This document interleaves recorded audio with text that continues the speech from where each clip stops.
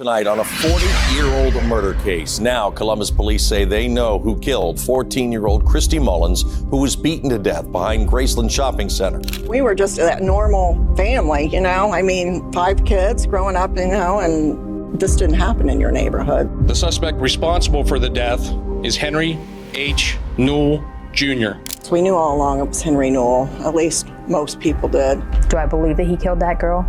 100%. 28-year-old Christie Lynn Mullins was a Columbus, Ohio native, the second youngest in a bustling household of 5 siblings. Just shy of her 15th birthday, she spent the steamy summer of 1975 enjoying the local pool, a much-loved haven during summer days. Christie also earned some extra money babysitting in the neighborhood. On the evening of August 22nd, Christie was watching the kids next door, letting them stay up later than usual. The next day, determined to beat the scorching 93-degree heat, she headed to the pool with her younger sister, Kim. The day turned out to be extremely hot, with temperatures soaring up to 93 degrees. So, Christie quickly decided that going to the pool would be the best way to spend time and cool off. She brought along her younger sister, Kim, and they headed to the residential complex. While Kim enjoyed the cool water, Christie relaxed on a lounge chair but unexpectedly left with a friend, leaving Kim without any explanation. Later that evening, Christie failed to return home. An anxious Kim started a desperate search. A neighbor chillingly revealed that a girl's body had been found. Panicked, Kim's parents called the police, who directed them to the morgue. Despite severe bruising on her face, a distinct birthmark tragically confirmed it was Christie.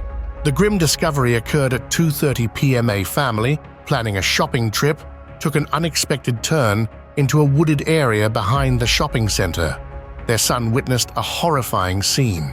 A man was attacking a girl with a wooden object. Upon being spotted, the assailant fled. The girl, identified as Christie, showed no signs of life. Her hands were bound with a telephone cord, and her bikini top was askew, although there was no evidence of sexual assault. The police sketch depicted the suspect as a young man with long, dark hair, wearing jean shorts and boots. The investigation revealed that Christie had left the pool with a friend, Carol, after receiving a mysterious call from someone claiming to be a DJ, who invited her to a non-existent cheerleading competition near the shopping center. Christie's younger sister revealed that she left the pool with her friend named Carol, so the police went to talk to her. Carol said that on that day, an unknown man called her home, claiming to be a DJ from a local radio station. He said there would be a cheerleading competition in their town, and the winners would get free tickets to the state fair. The caller claimed that the event would take place behind the shopping center and would start at 1:45 p.m. He told her to wait at the entrance to the trail in the woods, where someone would meet her and explain everything. Carol and Christie arrived at the arranged spot, but found no one there. Carol stepped away for a moment to check the time. When she returned, Christie was gone. The police were puzzled by the absence of any scheduled event and the elusive caller, suspecting it could be a deliberate trap or a misguided joke. Carol explained that she had planned to attend with her sister, but ended up meeting Christie and her sister instead. She said she persuaded Christie to join her, leading them to the trail entrance where they waited in vain for the event to start. After Carol's short absence to check the time, she returned to find Christie gone. The investigation into Christie's disappearance deepened as inconsistencies emerged in Carol's story. She insisted she met Christie while walking to the shopping center, yet Christie's sister claimed their meeting happened back at the pool. Adding to the mystery, Christie's mother later recounted a strange apology from Carol that evening, hinting at a potential threat against her own life and mentioning the involvement of 2 people. Despite these ominous statements, a polygraph test indicated Carol was not deceiving the authorities, redirecting the focus of the investigation. As the community grappled with fear of a killer in their midst, the case saw a major development 3 days after the murder. A police officer spotted a man resembling the suspect's sketch. Around 5 p.m., a police officer was patrolling the center streets of Columbus when he spotted a man who remarkably resembled the sketch of Christie's killer. The patrol officers immediately contacted the detectives, who quickly arrived at the scene. They asked the man to go with them to the station to answer a few questions, and he agreed. 25-year-old Jack Carman, who had significant intellectual challenges and a reported IQ of 50, lived in a nearby medical facility. During an intensive 6-hour interrogation, Jack confessed to encountering Christy near the woods, abducting her, and assaulting her with a piece of wood, which broke during the attack. He fled as soon as he was spotted. The next day, under police guidance, Jack led officers to the crime scene, revealing details that only the perpetrator could know, confirming his involvement in the tragic events. The couple who stumbled upon Christy tragically identified Jack in a police lineup. He faced charges of assault and murder, and although there was no evidence of sexual assault, Jack's confession included it. His attorney arranged a plea agreement to secure a life sentence instead of the death penalty, leading to his swift conviction only 11 days following the crime. However, the certainty of Jack's guilt soon wavered. Media portrayals and personal anecdotes painted him as passive and susceptible to suggestion. For example, he had previously made a false confession at a charity center when pressured. Those who knew Jack initially didn't believe it. According to them, he never showed any signs of aggression. He was quite passive, timid, and compliant. He would tell any lie if someone demanded it firmly enough. For example, once at a charity center, he took the blame for a broken boiler, even though someone else had done it. During the investigation, there was concern that detectives might have nudged Jack towards a confession through leading questions. Doubts about his ability to communicate effectively raised further questions about the authenticity of his detailed confession. The situation grew more complex when it was revealed that police might have influenced witness testimony by bringing Jack to the murder scene at the same time as the discovering couple, possibly affecting their identification. Additionally, no witnesses on the bus. Jack claimed to have fled on corroborated seeing him, contradicting his alleged confession. Individuals at the charity where Jack resided reported seeing him shortly before the murder, casting serious doubts on his presence at the crime scene. These inconsistencies prompted Christy's family and others to question the validity of Jack's conviction. A public committee was formed, pushing for a reinvestigation.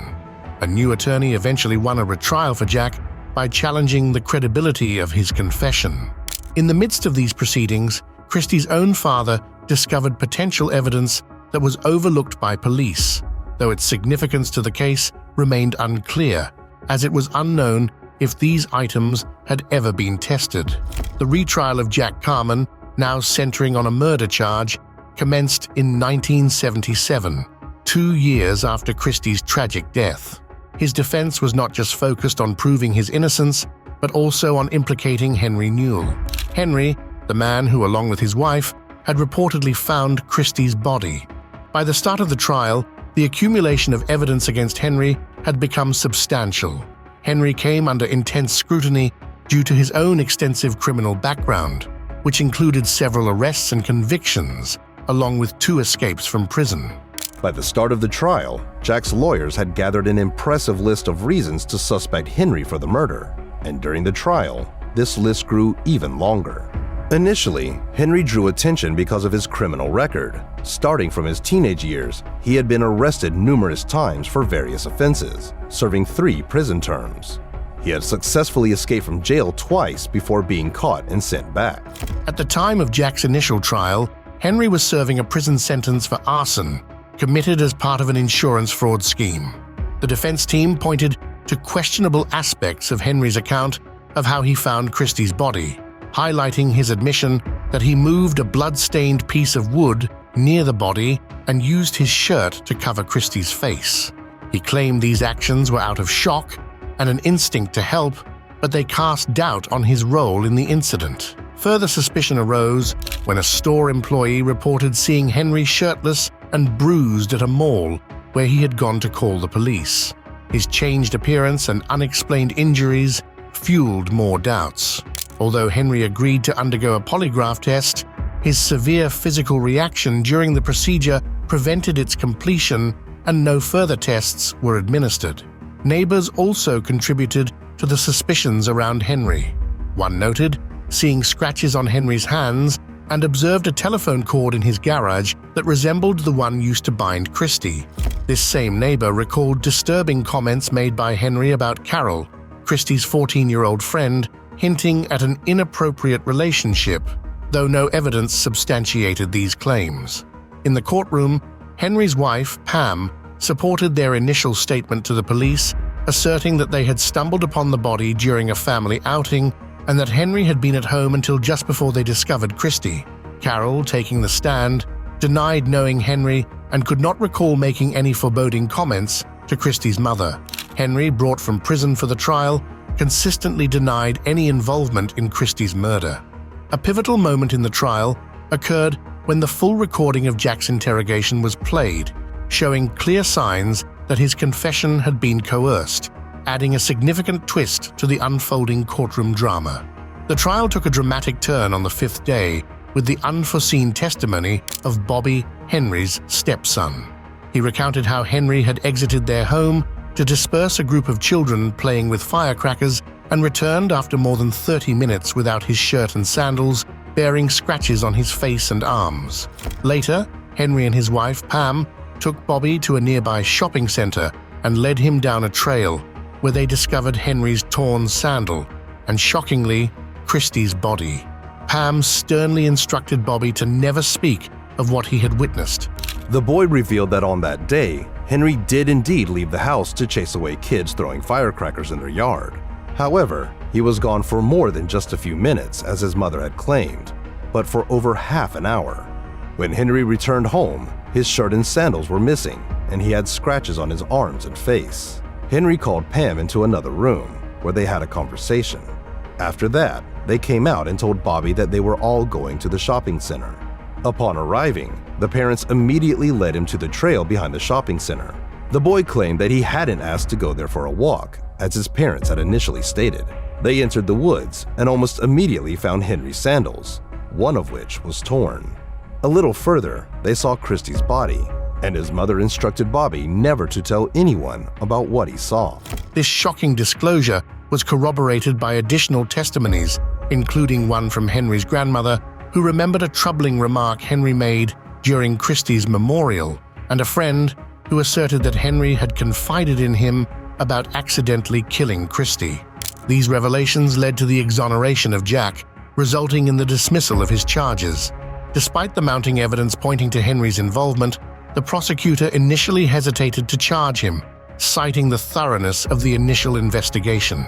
This decision sparked public fury, prompting the reopening of the investigation. Yet, the renewed investigation stumbled, heavily reliant on earlier testimonies and the description of a suspect that mirrored Jack, ultimately leading nowhere. Frustrated by the lack of progress, Christy's father filed a civil lawsuit against Jack, not out of a belief in his guilt, but as a strategy to obtain case files and gather further evidence. This effort, however, also proved to be in vain. In 2006, Christy's father passed away from cancer. He died still carrying the burden of the absence of resolution or peace concerning his daughter's murder. The case lay dormant until 2013, when former attorney John Oller took an interest and began his own investigation.